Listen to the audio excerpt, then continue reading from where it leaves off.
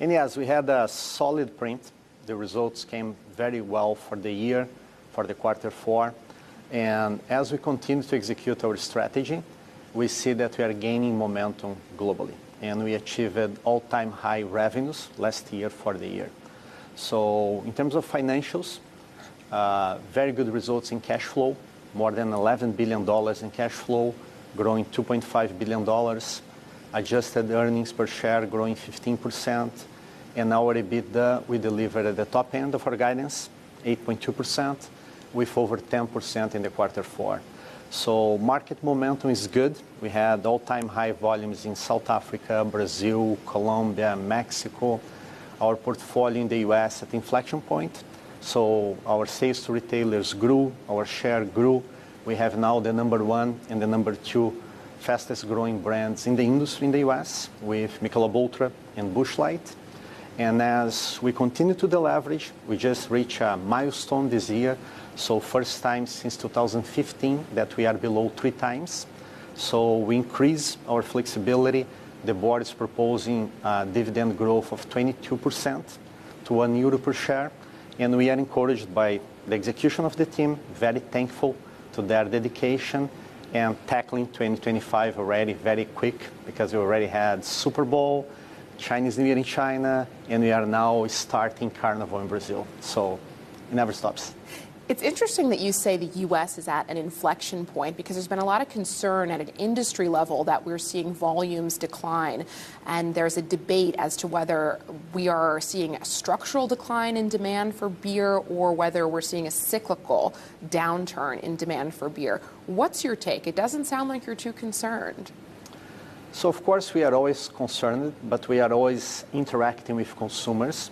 And the reality is that the category is very vibrant. There is plenty of innovation. Consumers are engaging with beer, with non-alcoholic beer, which is a growing segment now in the US, with ready-to-drink beverages. So we have ready-to-drink cocktails.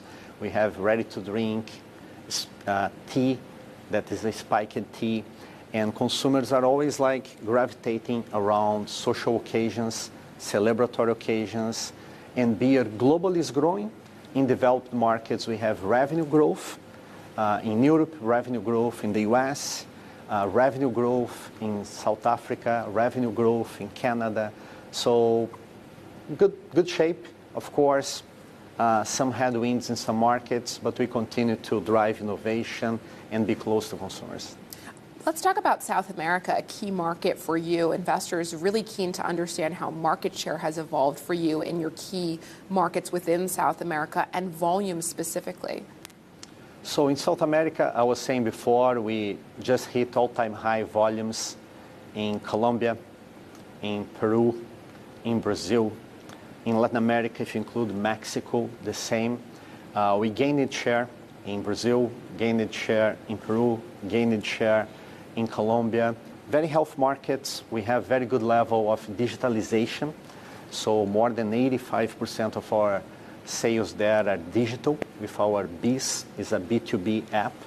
And the combination of our mega brands that we have globally and these mega platforms, the sports events, music, and cultural events that consumers love, is being very powerful to drive our growth and our top line there. You did mention there are some headwinds that worry you for 2025. Elaborate on those.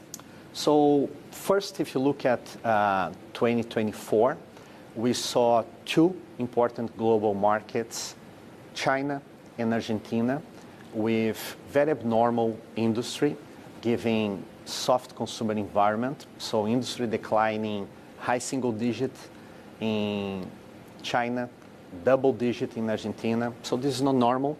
Those were the 2 big concern markets in 2024. We are expecting better comps now into 2025. And we are looking at what's developing this year. The biggest concern is definitely FX. So the dollar is very strong.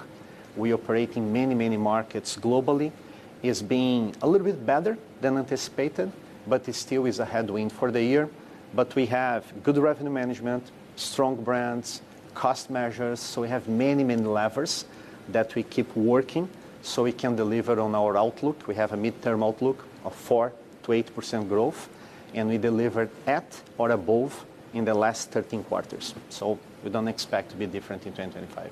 What about tariffs? There's so much uncertainty around the impact of tariffs on various industries. What does the threat of tariffs mean for AB InBev? Yeah, you know that we always use an expression that say beer is local.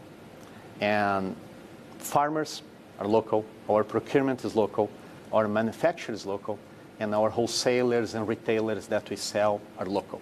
So pick any country, 95 to 99% of what we sell in these markets is local produced, local procured.